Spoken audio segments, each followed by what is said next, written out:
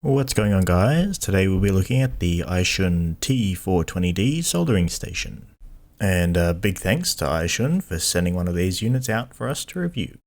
So off the bat, this is a fully JBC cartridge compatible station, and the version shown here supports the T115, T210 and T245 series of cartridges. The 3-handled kit is listed on the website for $283 US. And looking at resellers, it looks to be selling for around about $380. Looking at the spec sheet, it looks to be powered by a toroidal transformer with a rated power of 200 watts and weighs in at about 4 kilograms. One feature I like quite a bit is the 2.4 inch color display. It shows the current status and tip type of both irons in use, as you can only use 2 of the 3 hand pieces at a time due to limited connections on the unit. Also on the front of the unit we have 4 directional buttons and an OK button in the center, and just above that we have 3 channel buttons to switch between current temperature presets. The 3 channels correspond to whichever handpiece is selected in the software or whichever one is currently in use if it's removed from the cradle. Turning the unit around, looking at the back, we have a fused power input. Below that we have an earth bonding point and 2 cradle connectors. Now I'm not sure if these are compatible with the cradles from JBC or if they're a custom pinout, so just keep that in mind. Now moving up to the top, we have a Type-C port for updating the station software, which is quite useful in case I shouldn't bring out any expansion kits for this unit or if JBC release any new cartridges. Now, turning it back around again, looking over at the cradles now, both the left and right cradles are mirrors of each other, with the only difference being one side has a sponge and the other has brass wool for tip cleaning. Both can be removed for easy cleaning. Both sides are equipped with a JBC style cable suspension arms and a mounting point for the T115 handpiece. Although this mounting point is for the 115 handpiece, you can also fit the 210 handpiece here also, just to keep it out of the way.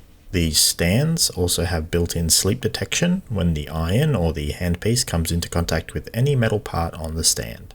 Unfortunately, the rest of the stand is made from painted plastic, meaning a small slip-up when placing the iron can damage the unit. I'm not a huge fan of the matte finish either, as it looks to be just a single layer of paint with no clear coat, making the unit very susceptible to scratches. The handpiece cradle has a decent angle adjustment, giving the ability to place the station high or low on a workbench. And both stands can be placed separately to the main station thanks to a reasonable length cable connecting the stands to the main unit. The handpieces are all of high quality and come with replaceable sponge grip covers. In testing, I found the iron without a grip cover is only okay for short use, as heat does travel up the handpiece after a few minutes of continuous use. The leads are nice and long and made from silicone, so they don't get caught up on themselves or anything else on the bench. AiXun sent over a few cartridges to try out, a couple of their premium ones and some standard cartridges as well. We have conical tips, bent J-style tips, and my favourite K-style tips. All of them appear to perform as expected in comparison to other JBC cartridges I've used in the past. Unfortunately, during testing, the largest 245 knife tip died. This was part of the standard packaging tips that I received, and I'm not sure if I did something wrong or it was DOA. Moving on, testing out the station on some higher thermal mass PCBs, the heater duty cycle rarely went over 12%, whilst being able to easily remove components using the 245 and 210 cartridges respectively. Now, testing the 115 tips, the smallest ones available, on a non-preheated iPhone board went as expected, with the tiny surface area of the tips making it a little more difficult.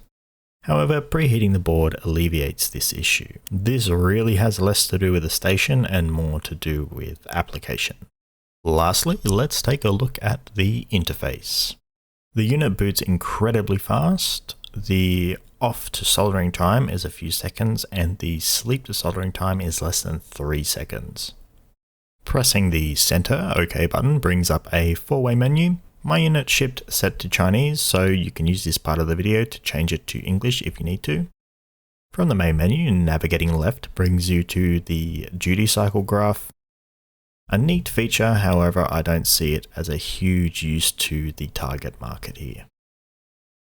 Going up brings you to temperature related settings such as offset, preset channel values, as well as units of measurement.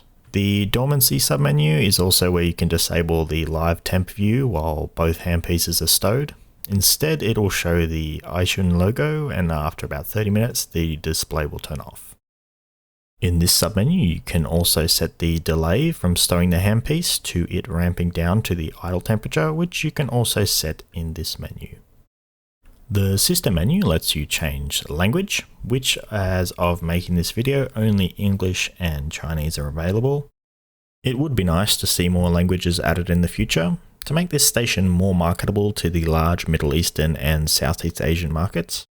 The rest of the menu is pretty self-explanatory. And lastly, a hidden menu of sorts. From the main screen, hold the left channel button for a few seconds. This brings up more detailed information about the station. Changing the pages, you can also see the current supported cartridges, as well as what looks to be their PID values. All in all, this is a great all-round station for any repair shop or hobbyist. And the price is extremely hard to beat when you compare it to fleshing out a full JBC setup with 3 handpieces and all the tips and everything. It would be nice to see an expansion module to allow all 3 handles to be connected at the same time, or maybe even a compatible hot tweezer. But we'll see what the future brings. If you're a repair shop or even a hobbyist looking for some great kit, I highly recommend a station like this. All testing was done on shipped firmware version 1.03. Alrighty, so that wraps up the review. If you have any questions, just leave them down below. And if you want to see more videos like this, just remember to subscribe and hit the like button. Until next time, see ya.